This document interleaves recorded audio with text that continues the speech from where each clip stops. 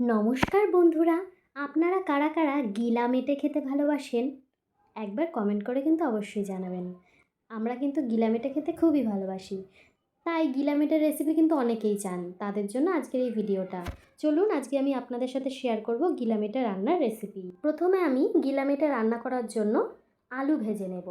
গোল গোল করে যেরকম মাংসের আলু ভাজা হয় ঠিক সেরকমই মাংসের আলুগুলোকে ভাজবো। তাই এখানে একটা কড়াই গ্যাসে বসিয়ে দিয়েছি আর তাতে ঢেলে দিলাম বেশ কিছুটা সাদা তেল। তেল যেই গরম হয়ে যাবে তার মধ্যে আমি এক এক করে এই ডুমো ডুমো করে কেটে রাখা আলুগুলো দিয়ে দিচ্ছি। এরপর আলুগুলোর মধ্যে আমি দিয়ে দিচ্ছি সামান্য পরিমাণ হলুদ, তারপরে দিয়ে দিচ্ছি সামান্য পরিমাণ নুন, দিয়ে বেশ ভালো করে মিশিয়ে খুন্তি দিয়ে নেড়ে চেড়ে আলুগুলোকে বেশ লাল লাল করে ভেজে নেব। দেখো বন্ধুরা, আলুগুলো কিন্তু বেশ ভালো করে ভাজা হয়ে গেছে, তাই আলুগুলোকে আমি অন্য একটা প্লেটে তুলে রেখে দিলাম।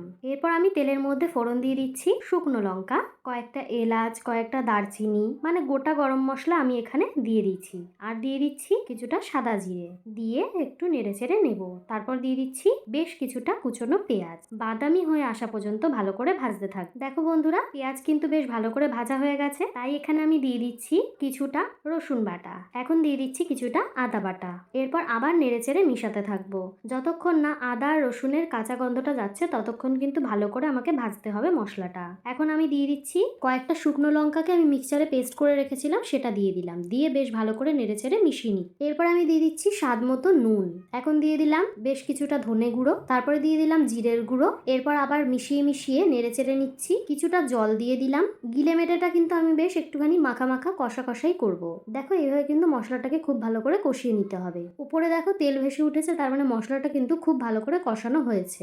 এরপর আমি এর মধ্যে দিয়ে দিচ্ছি সেই গিলে মেটেগুলো। গিলে মেটেকে আমি খুব ভালো করে ধুয়ে পরিষ্কার করে রেখেছিলাম। এখানে কিন্তু গিলে রয়েছে আর রয়েছে কয়েকটা মুরগির পা, কিন্তু এর সঙ্গে কিন্তু মেটেও বিক্রি হয়, কিন্তু সেগুলো আনিনি, কেননা মেটে খেতে আমাদের ভালো লাগে না, তাই মেটেগুলো দিইনি। তোমরা চাইলে গিলে মেটে সবকিছুই দিতে পারো। তো এবারে আমি মশলার সাথে খুব ভালো করে কষিয়ে এই মাংসটাকে মিশিয়ে নিচ্ছি।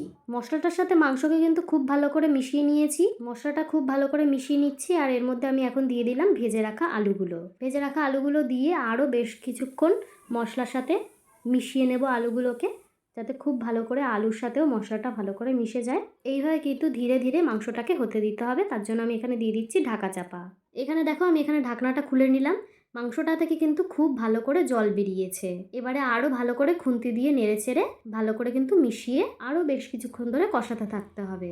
ভালো করে মিশিয়ে নিলাম। এখন আমি এর মধ্যে দিয়ে দিচ্ছি টমেটো পিউরি। টমেটো পিউরিটা তোমরা মশলা কষানোর সময় অ্যাড করতে পারো, বা এখানে মাংসটা বেশ ভালো মতো একটু কষা হয়ে গেলে তখনও তোমরা অ্যাড করতে পারো, খেতে কিন্তু বেশ ভালোই লাগে। এবারে টমেটোটাকে বেশ ভালো করে কিন্তু মাংসের সাথে মিশিয়ে নেব। টমেটো পিউরি দিলে কিন্তু খুব সুন্দর একটা কালার আসে। এবারে আমি আবার ঢাকা চাপা দিয়ে দিলাম।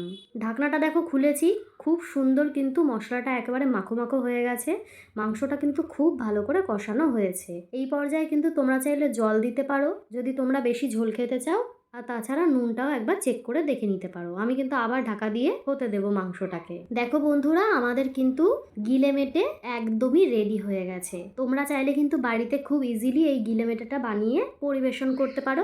দেখো আমি প্লেটে সার্ভ করে নিয়েছি, গরম ভাতের সঙ্গে আমরা খেয়েছিলাম। তোমরা রুটি, লুচি, পরোটার সাথেও খেতে পারো, খুবই অসাধারণ লাগে। তাহলে এরকমই আরও রেসিপি পেতে আমার চ্যানেলটি সাবস্ক্রাইব করে দেবে, আর ভিডিওগুলো ভালো লাগলে অবশ্যই লাইক করে দিও। ঠিক আছে, টেক কেয়ার।